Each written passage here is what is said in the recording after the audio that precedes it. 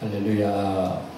주님의 사랑이 여러분 마음속에 항상 충만하시기를 기원합니다. 오늘 우리가 예수님을 믿는 우리의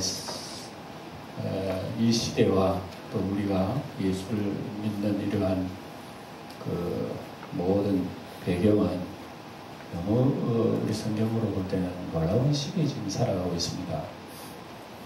우리가 그냥 예수님을 믿고 하나님을 믿으니 그런 모양이다. 구원받는 모양이다. 나중에 죽으면 천당 가는 모양이다. 그 정도만 생각을 해요. 그 정도만 생각을 하죠. 그 구원의 그 감격과 기쁨이 별로 없는 것 같은 느낌이 듭니다. 이거 왜 그러느냐 생각해 보면 사실은 우리 구약 성경에서 가르쳐 주시는 하나님의 아들 메시아에 대해서 우리가 충분히 마음속에 실감이 안 나버려요. 예를 들어 여러분 한번 생각해 봅시다. 태어날 때부터 황금 왕궁에 태어난 사람하고 태어날 때에 거지 소울에서 태어난 사람하고는 그런 거 비교할 수가 없죠. 그런데 황금 왕궁의 궁전에 태어난 사람, 태어날 때부터 찬란하고 화려한 곳에 태어났기 때문에 화려한 것이 정말 화려한 건지 좋은지 그거 잘 몰라요. 이해가 갑니까?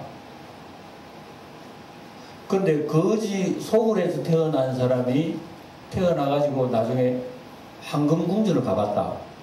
기절초풍을 하리라.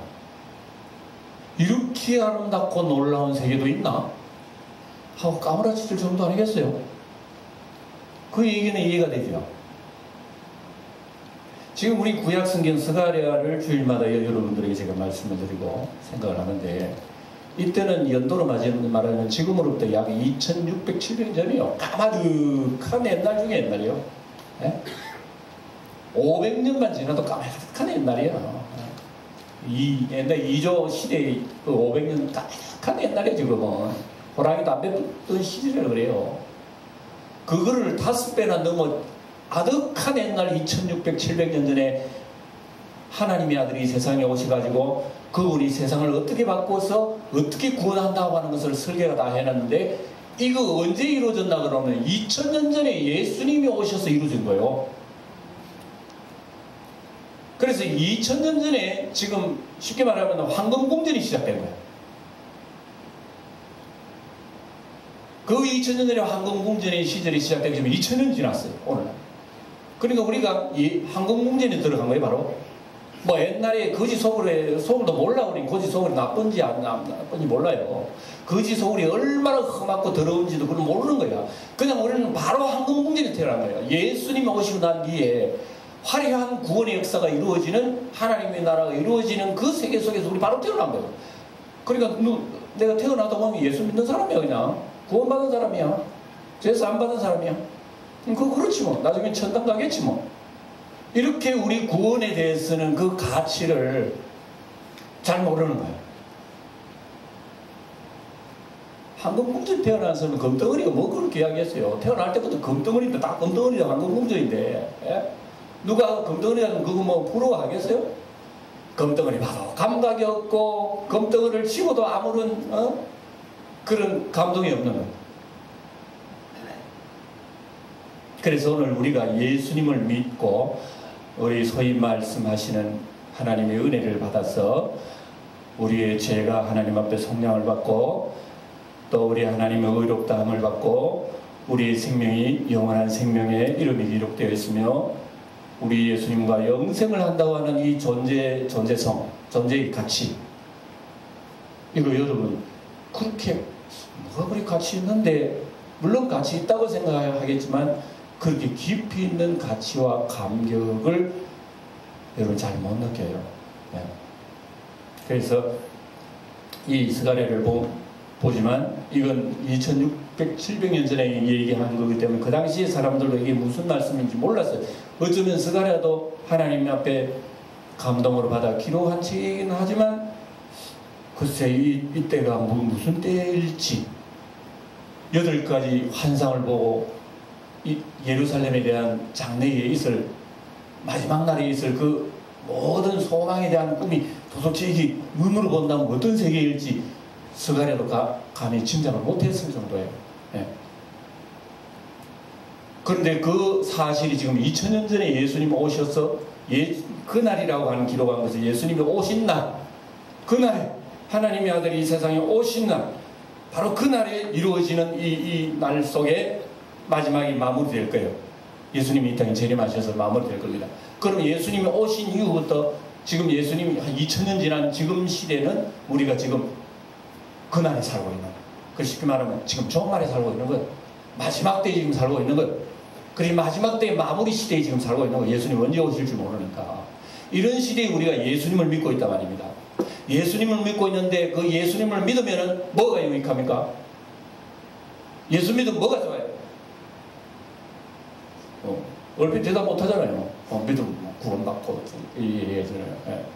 그 구원의 가치, 속죄함의 가치, 천국의 가치, 생명의 가치 생각해봤어요? 그 가치 여러분 나름대로 집에 가서 돈으로 환산해가지고 예배당 가져오시오.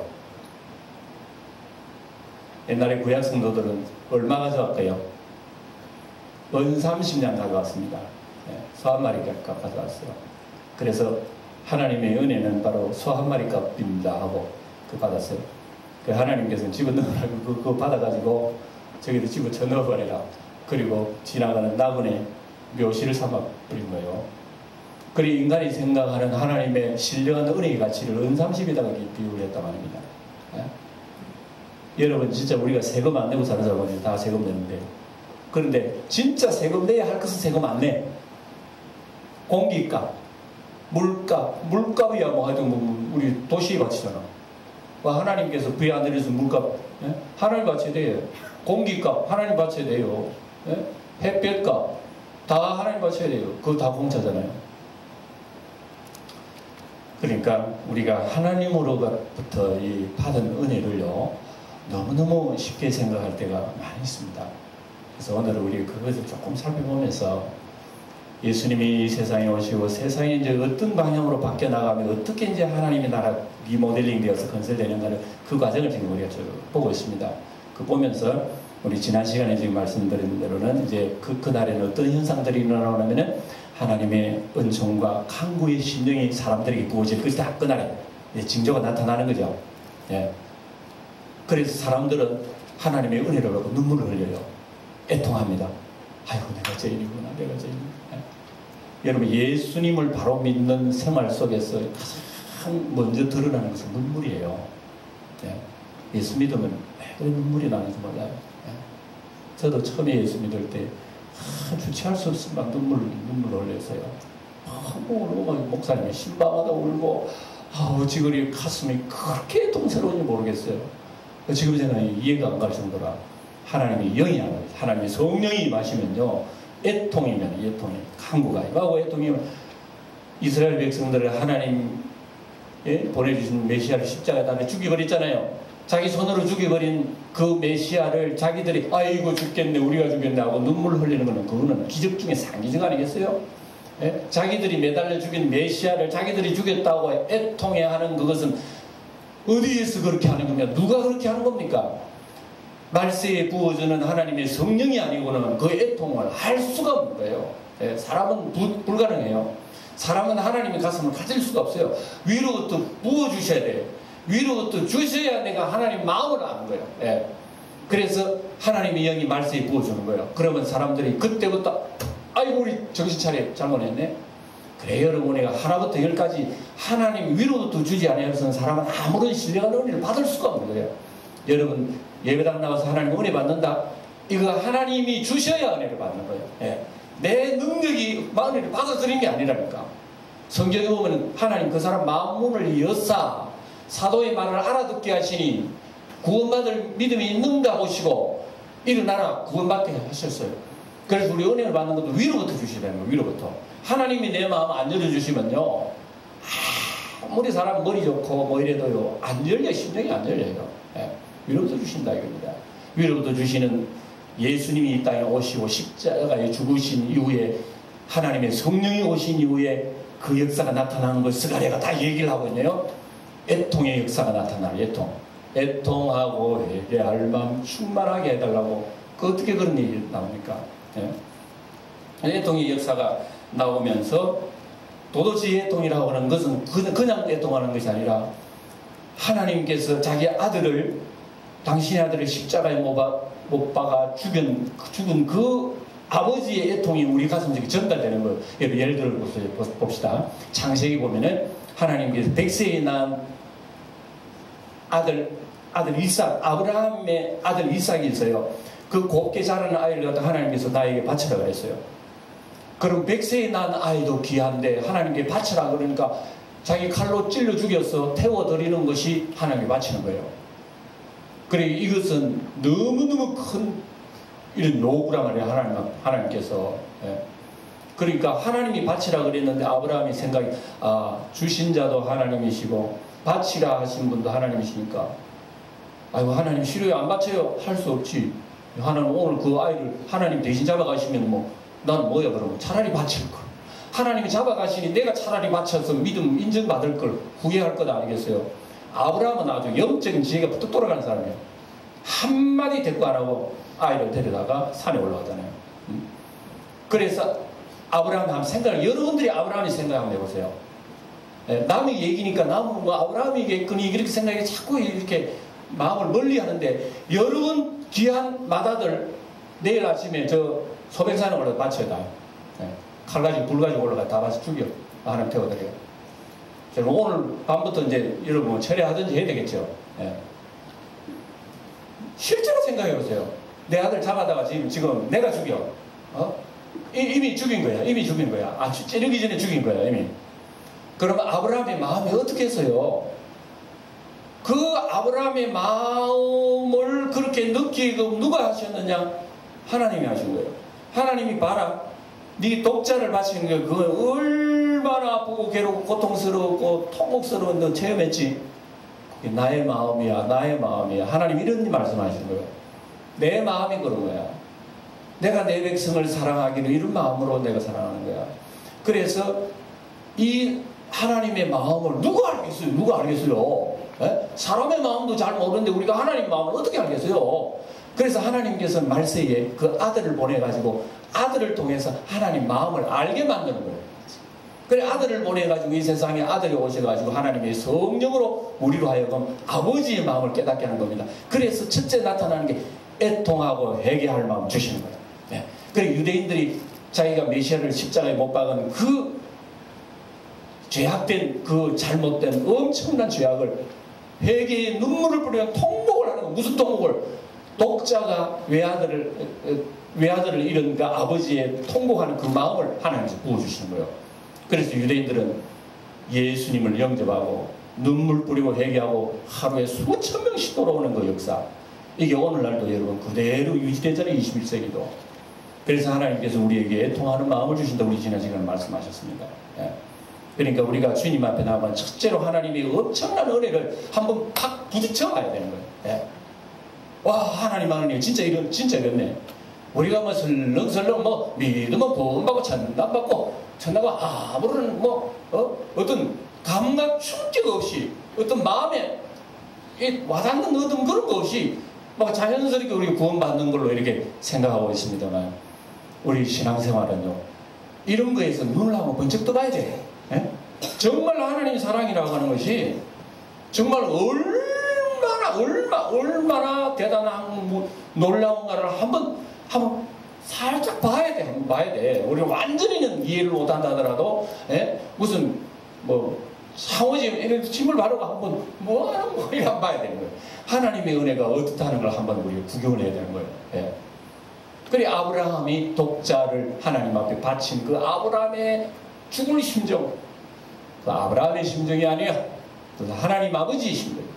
하나님 아버지가 독자를 바치고 십자가에 달아 죽이실 때 하나님 아버지 참이 괴로운 거예요. 이 괴로움을 누가 알고? 하나님은 말세에 하나님 백성들에게 은혜를 주셔요. 내 마음을 알 수 있도록 내가 하마. 그리고 하나님의 영을 그들에게 부어주신다. 그래, 하나님의 영을 받은 사람들은 애통하는 예수 믿는 것은 받은 적 없다. 하나님의 사랑이 막 들어오게 되고요. 은혜가 들어오게 되는 이것을 지난 시간에 여러분 그날에는 이런 마음을 보여준다는 얘기죠. 네. 여러분 예수님 믿고 이런 애통을 한번 가지고 보셨습니까? 이런 애통을 가지고 보셨느냐고요? 이런 같이 한번 부딪혀 보았느냐고요? 하나님의 그 신령한 은혜를 한번 봤느냐고 내가 이런 게 여러분 얼마나 중요합니까?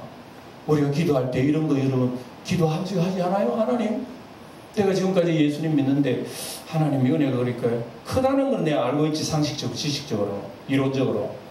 근데 이 과연 내 마음에 와닿지는 않습니다. 그저 뭐 예수 믿고 주일 되면 교회 나오고 예배 드리고 그냥 가는 거 보이지. 그 감격 속에서 내가 하나님을 사랑하고 섬긴다는 건 내가 하지 못하고 있습니다. 이렇게 우리는 솔직하게 하나님 앞에 내려놓을 법도 하지 않습니까? 기도의 제목이라고 하는 게 뭡니까? 항상 달라 이거 주세요, 잘해주세요, 합격하게 해주세요, 능력 주세요, 돈 잘 벌. 그것 말고 말입니다. 그 세상 것은 구하지 말고 하나님의 은혜를 한번 신령한 은혜를 한번 구해보시라 이 말입니다. 이러면 우리가 하나님의 은혜를 우리가 훨씬 더 많이 알게 될 거예요. 예. 그런 가운데 오늘도 읽은 이 13장에 와가지고는 또 그날에 또 뭘 주시나 이걸 얘기하는 거예요. 봅시다. 13장 1절을 한번 봅시다. 그날에 자꾸 그날이라는 말을 강조하죠. 이게 바로 예수님 오신 이후 메시아 시대부터 메시아 시대입니다. 지금 우리는 메시아 시대 2000년을 지나고 놀라운 시대에 살고 있으면서도 실제적으로 실감이 없어요. 살고 있는지 안 살고 있는지요. 14절 소리내 한번 읽어봅니다. 시작. 그날에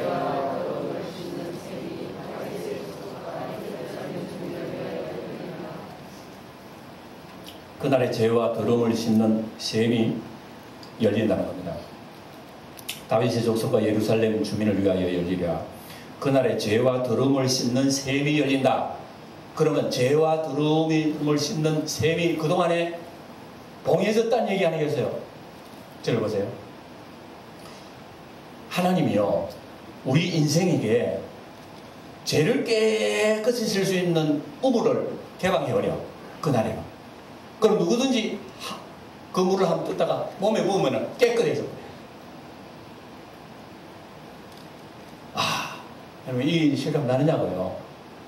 이게 실감 나려면은 먼저 내가 하나님 앞에 어떤 죄인이라는 걸 알아야 돼요. 여러분 죄가 커야 지옥 가는 줄 알죠. 조그만 죄는 지옥 안 가는 줄 알죠. 그러나 왜 자연적으로 날 수 있습니다. 큰 바다에 둥둥 빠지지요. 가라앉죠. 모래알 던지면 그 훨씬 가벼운 거 모래알은 둥둥 떠댕기겠죠. 떠댕깁니까? 물에? 그 잘 모르시겠거든. 오늘 세대에 물 받아가지고 여러분 집에 가서 한번 해보세요. 돌멩이 하나 떠서 통 떨어지고. 그 모래알 그건 아마 떨 거야. 가벼워가지고 탁 떨어보세요. 떠는지 않습니다. 죄는 큰 죄도 지옥이고 작은 죄도 지옥입니다. 그래서 이런 죄 안 지은 사람이 한번 나와봐요. 성경에 보니까 없더라. 의인은 없으니 하나도 없다 그랬습니다. 근데 모든 사람이 이런 죄를 다 지은 거예요. 근데 하나님 아버지는 사랑의 하나님이시기 때문에 그 인류를 죄의 멸망에 빠지기 원하지 않으셔요. 이걸 해결하시려고 메시아 얘기를 하잖아요. 너희 인생 물로도 안 되고 비누로도 안 되고 어떤 것으로든 어떤 세제로도 너희 죄를 씻을 수 없어요. 그런데 마치 인간은요 선하게 살면 죄 씻은 줄 알아요. 내가 도 닦고 선한 일을 하고 남한테 좋은 일을 하면 마음이 변하고 나중에 천당 가면 아마 염라대왕이 나를 다 이렇게 용서한 걸로 그렇게 알고 있습니다. 안 그렇습니다. 우리 성경에 보면 분명히 그렇지 않아요. 이런 가끔 텔레비 보면 인도라고 하는 나라는 좀 이런 말을 해서 인도 사람들 좀 미안합니다만 얼마나 쓰고 더러운 줄 모르겠어요. 뭐가 그러냐면은 그 사람들은 시신을 갖다가 우리하고 장례를 이렇게 하지 않습니다. 강가에 가가지고요 불에 태워다가 그 시신의 모든 죄를 강에다 버립니다. 그럼 저 밑에 강에 있는 사람들은 뭐예요? 금을 뜨다가요 세탁하고요, 금을 뜨다가 목욕도 하고 금을 떠 밥도 짓고 그물에 밥 마시기도 하고 그래, 아유 좋다 몸 씻어 아이고 깨끗하다 이래요. 그래 우리 가만히 보면 전부 다 뻘물이야. 뻘물 더러운 물이야. 냄새 나고 얼마나 여름에 뒤죽나는지. 그걸 가지고 인도 사람들은 완전 사용하면서 항상 깨끗하다 그래요. 그 시체를 내버려도 깨끗했고 그 물에다가 목욕해도 깨끗하고 다 깨끗해야 돼요. 그럼 우리가 볼 때는 너무너무 더럽잖아요. 우리 인간이 하나님 보실 때 꼭 이렇습니다. 예. 여러분, 우리 인간이 가지고 있는 죄는 근본적으로 씻을 방법이 없습니다. 아담으로부터 물려받은 죄는요, 그로부터 인간은 더러워졌습니다. 인간의 윤리가 더러워졌고, 도덕이 더러워졌고, 종교가 더러워졌고, 사상이 더러워졌고, 행동이 더러워졌고, 감정이 더러워졌고, 모든 것이 더러워졌어요, 인간은. 그래서 더러워졌기 때문에 이 인간은 스스로 깨끗게 할 방법이 없는 거예요. 그래서 더러워진 인간이 신에게 나갈 수가 없는 거예요. 근데 인간은 근본적으로 신에게 나가기 위해서는 언제나 깨끗하게 나가야 된다는 이런 것이 가슴에 깔려 있습니다. 그래서 옛날에 우리 어른들도 여러분 신에게 무슨 새벽에 무슨 정성을 바칠 때 목욕제기 한다잖아요. 어떤 귀신에게 나갈 때는 목욕제기 딱 하고 깨끗한 옷 입고 나간다잖아요. 그 인간이 근본적으로 신에게 나가면 깨끗하게 돼야 된다는 그걸 알고 있어요. 그런데 아무리 목욕제기하고 도를 닦고 해도 하나님 앞에 나올 길은 없어요. 그래서 하나님께서는 방법을 제시하시는 것이 짐승의 피를 허락하시는 거예요. 그때마다 임시적으로, 임시방편으로 하나님 앞 기도할 때에 반드시 짐승의 피를 가지고 나오면 그러나 하나님 그 기도를 들어주셔요. 그래서 임시방편으로 그렇게 하셔요. 근데 임시방편은 언제나 임시방편뿐이지 영원한 것은 아니에요. 그런데 그때 하나님의 아들이 오실 때 메시아 시대는 다 치워버리고 하나님과 나가 하나가 되는 거예요. 하나가 되어가지고 하나님의 자녀를 교제를 이루는 이 역사를 우리 하나님이 우리에게 주신다 이겁니다. 그 주실 때 하나님이 영을 보내주시고 우리에게 영을 보내주셔가지고 우리로 하여금 하나님 마음을 알도록 해가지고 아이고 하나님 아버지요 이래서 하나님의 마음을 가지게 되는 것이 성령입니다. 네. 그래서 성령을 받게 되면 애통하게 되고 회개하게 되고 애통하고 회개하게 되니까 우리 주 하나님께서는 더러움을 씻는 샘을 이제는 싹 열어놓아 버린 거예요. 그래서 더러움을 씻는 샘물을 한번 뜯다가 머리부터 한번 부어보세요. 깨끗해지는 거예요. 이 더러움의 샘물을 주신다 이겁니다. 이 성경에는 바로 누굽니까? 더러움을 씻는 샘물이 우리 주 예수 그리스도의 보혈입니다. 예. 이 샘물에 씻는 자가 죄 사함받고 모든 것에서 해방되어 자유로움을 얻지 그 외에 어떤 여러분 무슨 비누물로 씻을 수도 없다는 것이 오늘 우리에게 주시는 하나님의 말씀인 것입니다. 그래서 여러분 세상에 인간의 이런 예수 그리스도의 보혈을 믿고 하나님의 은혜를 받아들이지 않는 인간의 어떤 수단과 방법은 하나님 앞에는 다 소용이 없는 마치 인도에 무슨 강물 더러우신 강물 와가지고 씻으면서 깨끗하다 100번 깨끗하다 해봐요. 여전히 더러움이 다 묻었는데 그 인간 그렇다요. 그래서 이사야 64장에 보면 무릇 우리는 다 부정한 자 같아서 우리의 의는 다 더러운 옷 같으며 우리의 죄악이 바람같이 우리를 몰아가나이다. 그래서 무릇 부정한 자 같아 우리의 의는 다 더러운 옷이 우리 인간 기억을 하세요. 여러분 세상에 종교가 많고요. 그 종교 속에 들어가면 사람이 선하게 사는 방법, 사람이 해탈하는 방법, 신이 되는 방법, 죄를 떠나고 모든 더러운 것을 떠나고 자기가 신되는 어떤 방법을 종교에서는 가르쳐주지만 성경을 펼쳐볼 때에 거짓말, 사기꾼, 엉터리 탄대는 거 그거 없어요. 예수님이 피가 아니고는 인간이 깨끗하게 할 어떤 요건이 없어요 세상에. 예. 그래서 성경에는 기록된 바 의인은 없나니 하나도 없으며 이렇게 말씀하고 있는 것입니다. 그래서 여러분 제가 초대에 말씀드렸죠. 우리가 예수 믿고 제사 안 받고 속죄 안 받는 거 얼마짜리로 생각하시나요? 여러분 스스로 돈으로 한번 계산해가 내보세요. 예수의 피로서 내 죄에 속함 받은 거 그 값으로 여러분들이 스스로 백지 숲에 한번 써보세요. 얼마인지. 원상식 정도 쓰실 것입니까? 놀라운 도전 아니겠어요 이거. 예? 우리의 몸과 마음을 다 드려도요 몸과 마음은 뭡니까? 이 지구 땅들이 다 드려도 그 피값은 살 수 없네요. 돈 주고 살 수 없는 것은 하나님 꼭 공짜로 내리시오. 공기 돈 주고 살 수 있어요. 비 돈 주고 살 수 있어요. 햇빛 돈 주고 살 수 있어요. 돈 주고 살 수 없는 건 하나님 다 공짜로 주시는 거예요.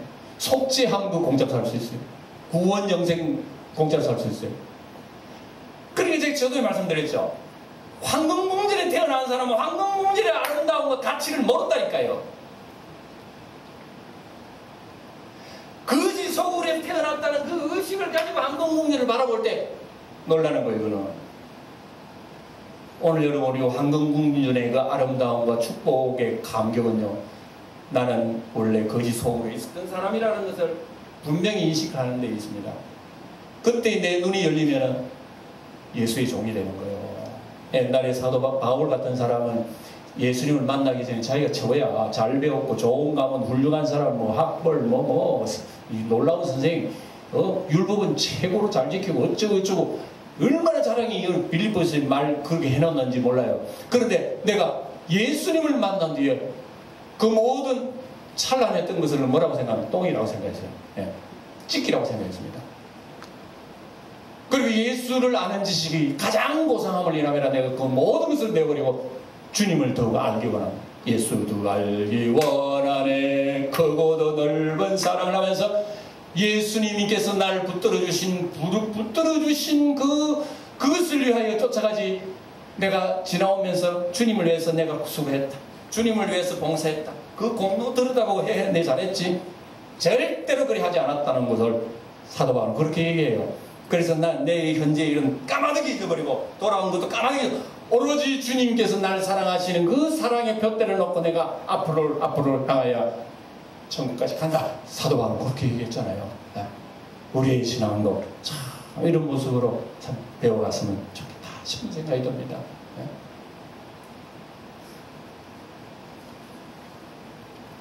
2절에 봅시다. 13장 2절에 우리 한번 읽어봅시다. 시작. 만군의 여호와가 말하노라. 그날에 내가 우상의 이름을 이 땅에서 끊어서 기억도 되지 못하게 할 것이며 거짓 선지자와 더러운 귀신들을 이 땅에서 떠나게 할 것이다 하면, 야, 2절 보니까요, 그날 되면 예수님의 날이 되면요, 이제는 사람들이 눈을 뜬 거야. 그 다음에 눈을 뜨기 전에는 눈 뜨기 전에는 전부 다 세상 것이 다 좋았는데 눈 뜨고 나니까 예수님이 진짜네, 예수님이 진짜야 하고 눈을 뜨고 나니까, 눈을 뜨고 난 뒤에 황금궁전을 보고 난 뒤에 내가 살아왔던 거지 소굴을 보니까 아이고 더러워하네. 나는 그동안 거지 소굴에 들어온 줄 몰랐어요. 이렇게 깨끗하고 좋은 줄, 거지 소굴이 최고인 줄 알았는데 황금궁전을 보고 난 뒤에 거지 소굴이 이렇게 더러운 줄 몰랐어. 그래 하나님께서 거지 이 소굴에 있는 모든 더러운 것을 끄집어내서 다 청소해버린다고 얘기하는 것이 오늘 이 말씀입니다. 그날에 우상 섬기는 자, 그날에 또 거짓 선지자, 더러운 귀신이 이 땅에서 떠나게 할 것이다. 다 치워버린다는 얘기입니다. 그래서 여러분, 그날에는 지금도 우상 섬기는 사람이 많지만 지금도 오랫도록 부처를 믿다가 절에 스님으로 있다가 교회 목사 된 사람도 있어요. 우리 간증을 들어보니까 그런 사람들도 있다고. 그러니까 그때 아이고 내가 얼마 한다고 내가 부처님을 하나님으로 섬겼지, 내가 미쳤어. 그런 사람도 있고요. 앞으로는 더 그래 할 겁니다. 그리고 우상이 어리석다는 것을 그때 발견하게 될 겁니다. 구약에는 눈에 보이는 우상이고 신약에는요 눈에 안 보이는 우상을 강조합니다. 우상 그러니까 내 교회 나오니까 나는 우상 숭배자가 아니겠거니 하지만 신약 성경을 보면 교회 나오는 사람 중에서 태반이 우상 숭배자가 있습니다. 그건 무슨 얘기입니까? 교회 나오는 사람 중에 우상은 뭐냐면 에베소서에 나옵니다. 왜 에베소서에 보면 뭐라고 나오면은 이 우상은 골로새서 보면 이런 얘기 나옵니다. 그러므로 땅에 있는 지체를 죽이라. 곧 음란과 부정과 사욕과 악한 정욕과 탐심이니 탐심은 곧 우상 숭배니라. 이래 나와요. 그 구약 시대는 눈에 보이는 우상을 많이 강조했지만 신약 시대는 눈에 안 보이는 우상을 많이 강조해요. 그래서 탐심은 곧 우상 숭배니라. 그러니까 우리 가슴에서 탐심이 있나요, 없나요? 탐심이 뭡니까? 하나님보다 더 사랑하는 걸 탐심이라고 그래요. 사실은요 없는 듯 하지만요 따지고 보면 하나님보다 더 사랑하는 거 있어요. 내 마음속에. 그 일이 생겼다. 그럼 하나님 잠시만 갔다 올게요. 이러잖아요. 무슨 일이든 잠시만 하나님 바빠요. 갔다 올게요. 이러잖아요. 고우상이라고. 그거 아셔야 됩니다. 성경이 지적하는 대로 우리는 깨달아야 됩니다. 아이고 자식이 오늘 감기 들어가지고 내가 오늘 교회 못 가요. 자식이 감기 드는데 왜 교회 못 가? 우상이라고. 자식이 우상일 수가 있고 돈이 우상일 수가 있고 명예가 우상일 수가 있고 세상 친구가 우상일 수 있고 쾌락이 우상일 수가 있습니다. 이거 하나님 앞에 세우는 것은 다 우상입니다. 그리고 우리는 돌우상, 나무우상만 안 섬기는 우상숭배자가 아닌 줄로 알지만 성경은 우상숭배라고 얘기하고 있습니다. 그날에 이게 얼마나 더러운 거를 하나님 끄집어낸다고 얘기하고 있어요. 그 다음 두 번째, 거짓 선지자와 더러운 사기 귀신들을 이 땅에 떠나게 할 것이다. 여러분, 거짓 선지자와 더러운 귀신은요, 맥락을 같이 합니다. 저를 보세요. 예. 거짓 선지자는 거짓말을 합니다. 거짓말. 그래서 사람 점치는 것도 하죠. 거짓 선지자는 성경을 빌려다가 하나님 말씀을 또 가르쳐요. 거짓 선지자도. 예. 또 점치고 뭐 복수를 하고 무당 후닥거리 하는 사람. 이 다 여러분 거짓 선지자 배후에는 악한 영, 사기, 더러운 영, 이 악령이 있어요. 악령이 결탁이 된 거예요. 그리고 거짓 선지자는 자기 모든 걸 하다도 배후에는 악령이 있는 거예요. 악령. 이거 하나님이 다 끄집어내가지고 다 드러내리라 청소시켜버린다고 합니다. 예. 그래서 우리가 세상에 살고 있는 지금 우리 세상은요, 모든 일의 더러운 일들 배후에는 악의 영들이 있다는 것을 여러분 바로 인식을 해야 됩니다. 우리가 현재 일어나고 있는 텔레비전 뉴스 들면은 온갖 악한 사건들이 터지잖아요. 그거는 볼 때 여러분은 악령의 배후가 있다는 것을 분명히 여러분 알아야 됩니다. 요즘에 이상한 성폭행 사건이 얼마나 그리 많이 나오는지, 어떻게 하면 무슨 성폭행, 성공개 뉴스가 내 극이라. 예. 그래서 나는 뉴스를 보다가, 뉴스의 토론을 보다가 어떤 분이 이런 얘기를 해요. 음란마귀가 또 나왔어 이러더라고. 깜짝 놀랐어요. 저는 저 사람 교회 다니는 사람이 왜 음란마귀라는 소리 하지? 그러더니 또 다른 사람이 음란마귀네, 음란마귀야 이러는 거야. 와, 저 사람 도통했네 벌써. 어떻게 해서 그걸 알지? 예. 성경에 다 기록을 한 거예요. 예. 모든 가정하고 더러운 배후에는 뭐가 돼요? 영이 있다고, 영이. 예. 예. 그래서 악령이 사람이 나쁜 방향으로 갈 때는 딱 와가지고 사자처럼 딱 기다립니다. 사람이 나쁜 짓을 하면요, 창세기 4장에 보면 악한 일을 하면 악이 딱 와서 기다린다 이게요. 예. 하나님께서 가인에게 그렇게, 너는 악이 너를 지배할 때 너는 악을 다스리래. 사람은 악을 지으면 악령이 옆에서 딱 기다리는 거예요. 그래서 계속 그 길로 가면 악령이 슬금슬금 확 뚫어버린 거예요. 그러면 악령이 되는 거예요. 악령이. 응? 탐욕이 있으면요, 탐욕이 있으면 마음속에 탐욕이 슬금슬금 가다가 탐욕 귀신이 딱 엎드립니다. 그럼 탐욕 쪽으로 계속 가면 탐욕이 여기 딱 덮칩니다. 그러면 사람 도덕질을 강도해요. 음란 방향으로 가면요, 여자만 보면 이상한 생각하는 그런 사람들이 쭉 가다가 보면 음란의 마귀가 옆에 딱 기다리고 있는 거예요. 그래서 계속 그 길로 가면 그 사람의 음란마귀가 확 뚫어버립니다. 그 사람 뭐지라고 아무나 잡아가지고 성폭행합니다. 이성이 없어요. 이성이. 모든 것이 여러분 분명히 아세요. 우리가 살고 있는 이 세상에는, 모든 악의 배후에는 악의 영이 있습니다. 네? 아이고 세상 못 살겠어, 난 죽어야지 하는 그 사람에는 자살의 마귀가 딱 와서 기다립니다. 그리고 계속 죽어야지 이래 하면 자살의 마귀가 확 덤벼들면 자살합니다. 분명히. 이런 영적인 이런 이 원리를 알아야 돼요. 그래서 이 날에는 메시아 날은 그날 다 꼬집어내서 다 하나님 청소하신다. 지금도 예수님의 이름으로 나아가는 자에게는 악한 영들이 여러분을 떠날 줄 믿습니다. 지금도 능력이 있는 거예요. 예수님 능력이. 예. 그 다음에 보세요. 3절을 여러분 보세요. 사람이 아직도 예언할 것 같으면, 아직도 메시아 시대가 왔는데도 아직도 엉터리 같은 소리 하는 사람들, 예언할 것 같으면 그 낳은 부모가 뭐라 그러면 그에게 이르기를, 내가 여호와의 이름을 빙자하여 거짓말을 하니 살지 못하리라. 야 이놈아, 이 때가 지금 메시아 지금 진리 시대인데 네가 엉터리 같은 점수를 한다고 웃기지 마 하고, 낳고 낳은 부모가 그 예언할 때 칼로 그를 아들 찔러 죽여버려요. 이게 여러분 그 율법서에 나옵니다. 이런 신접한 이 사람일 때는 반드시 죽여야 됩니다. 자식이라도 죽는 거예요. 예. 그걸 얘기합니다. 그래서 하나님을 떠나고 엉터리 귀신에 사로잡혀가지고 예언을 한다든가 더러운 영이 잡혀가지고 이런 거짓 예언을 한다든지 이런 사람들이 얼마나 어리석다는 것을 그날에 심판을 하게 될 것인데, 부모가 인정하지 못하는 거예요. 그 부모가, 자기 부모가. 그리고 부모가 인정받지 못하는 그 정쟁이 왜 해요? 그 거짓 얘기 왜 해요? 예. 그리고 여러분, 우리가 신앙이라고 하는 것은 가까운 사람한테 인정받는 게 굉장히 중요하다는 걸 알 수가 있습니다. 세상에 가장 가까운 사람은 부모가 계세요. 부모가 제 아들 하는 걸 인정 못하고 너 미친 짓 하네 하고 부모가 죽일 정도니 얼마나 미친 일이야. 이것을 누가 드러낸다? 하나님 드러내버리니까 봐라 다 이런 것 아니겠느냐고. 네. 이게 어느 시대예요? 예수님 시대에 이게 생기는 거예요. 지금도 있고요. 우리 예수님 재림할 때는 이것은 백이라 다 드러나요. 다 드러나버립니다. 그 다음에 여러분 보세요. 4절 볼까? 4절에 그날에 선지자들이 예언할 때에 그 환상을 갖기 부끄러워할 것이며 진짜 황금궁전을 보고 난 뒤에는 자기가 하고 난 일이 얼마나 더럽고 악한지 그때 깨닫게 된다 이겁니다. 예. 사람을 속이고 트럭도 입지 않은 게 다 종교 형식할 때에 입던 그런 옷들이에요. 아이고 나는 이제 이렇게 안 해야지.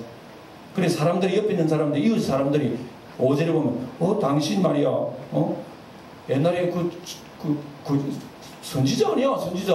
그러니까 그 사람 부끄러워가지고 하는 말이 나는 선지자가 아니요. 나는 원래 저 아버지하고 농사를 짓던 사람입니다. 예. 이렇게 자기 변명을 하는 거예요. 부끄러워가지고요. 예. 그래서 어려서부터 사람의 종이 되었노라 하고 자기가 거짓 선지자라고 하는 것은 굉장히 부끄러워할 때가 있을 것이다. 예. 여러분 점쟁이 하다가 부처님 믿다가 예수님 믿는 사람들은요 내가 왜 그런 짓 했지 하고 부끄러워하는 사람들 우리 간증 많이 듣잖아요. 우리 금요일 날. 예. 그런 것이 메시아 시대라는 것이 지금 시대가 예수님 시대입니다. 예. 그리고 6절에도 볼까요? 어떤 사람이 그에게 묻기를 내 두 팔 사이에 있는 상처는 어찌 되면 옛날에 여러분 우상을 섬기는 사람들은요 자기 몸에 뭐 문신도 넣고 상처도 넣고 이래가지고 하여튼 뭐 종교의 흔적이 남는다는 거예요. 그럼 그 옛날에는 점쟁이 그지 순전해 아야 내 친구 장난하다가 말이지 걸켜가지고 이렇게 부끄러워한다는 얘기입니다. 이런 말까지 다 있는 거예요. 그래서 어떤 사람 묻기를 내 두 발 사이에 있는 상처는 어찌 됨이냐 하면 대답하기를 이는 나의 친구 집에서 받은 상처라 이렇게 거짓말한다는 얘기입니다. 자 오늘 제가 말씀 정리합니다. 제가 초도에 말씀드렸습니다. 우리가 여러분 예수 믿어 구원받고 신령한 은혜는요 그거 돈으로 계산할 수 없습니다. 예? 돈으로 계산할 수 없는 거란 말이에요. 그 돈으로 계산할 수 없다는 그 자체가 우리 미치지를 못하는 거예요. 미치지를 못하는 걸 그냥 받아본 거예요. 우리 그냥 받으니까 그냥 받은 그 가치를 우리가 생각을 못하고 살아가는 거예요. 그래서 구원이라고 하는 그걸 10원에서 1원 모자라는 걸로 생각하는 거예요. 구원? 받았다. 제사? 그거 받아. 천국 받아. 이렇게 생각하지 주 예수님으로부터 하나님께서 나에게 주시는 모든 신령한 복, 에베소서 1장에 나옵니다. 모든 신령한 복을 우리에게 주신 하나님에 대해서 우리가 찬미를 잘 못해요. 감격이 사라진단 말입니다. 이건 뭘 얘기하느냐? 말세에 우리 가슴 속에 하나님의 영이 없는 거예요. 우리 가슴 속에 하나님의 영을 받아도요 세월이 지나면 그 영이 정갈해버려요. 옛날에는 주인이 아주 막 부엉이 떴다는 게 이랬지만 지금은 그런 것도 없어요. 감격도 없어요. 이게요 다 이런 은혜가 메말른 겁니다. 내 은혜가 메말르면 황금 풍전을 받아도 그 가치 못 느낍니다. 오늘 우리가 말세에 살아가는 예수님 시대에 살아가기 때문에 우리가 이런 것을 놓고 기도의 제목을 얻는다고 하면 하나님 현실은 이런데 나는 이렇네요. 주님 은혜를 되찾게 해주세요. 예? 주님 다시금 주님 바라보게 해주세요 하고 그 하나님으로부터 신령한 모든 복을 받은 그 가치에 대한 감격. 여러분 로또 복권 1등 했어. 집에 돌아가 보니까 여러분 복권 사는데 그 1등에서 1등 표정을 지어보세요. 1등 야 난다 로또 복권 1등 로또 복권 1등하고 예수님하고 바꿀래요 안 바꿀래요? 안 바꾼다 그러겠지. 오늘 제 메시지를 충분히 여러분 이해했을 것입니다. 이 말씀을 가슴 속에 여러분 효소 발효를 좀 시키세요. 담아놓으세요. 예? 그리고 딱 찬송과 기도의 뚜껑을 좀 올려놓고요 발효를 좀 시키세요. 아름답게 나타날 거예요.